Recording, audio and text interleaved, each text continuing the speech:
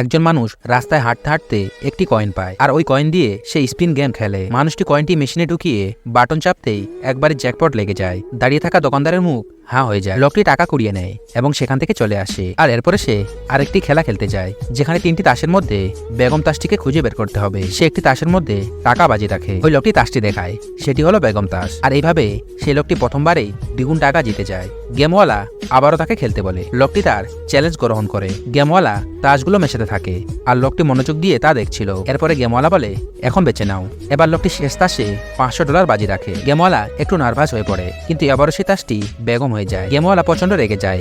সে আবারও সেই লোকটিকে খেলতে বলে, কিন্তু এবার লোকটি তার তাস মেশানোর দিকে একবারও তাকায় না। তাস মেশা শেষ হলে লোকটি মাঝে তাসটি উল্টে দেয়, আর এবারও সেটা বেগম। গেমওয়ালার আগে টাকার ব্যাগ নিয়ে সেখান থেকে পালিয়ে যায়। এরপরে লোকটি আরো একটি গেম খেলতে যায়, যেখানে কিনা কুকুরের দৌড়ানোর প্রতিযোগিতা হচ্ছিল। সে 1 নম্বর কুকুরের উপর টাকা লাগায়। তার কুকুরটি অনেক দ্রুত দৌড়াচ্ছিল। পাশে বসে থাকা এক বৃদ্ধ লোক 9 নম্বর কুকুরের উপর টাকা লাগিয়েছিল, কিন্তু সেই 9 নম্বর কুকুরটি হেরে যাচ্ছিল।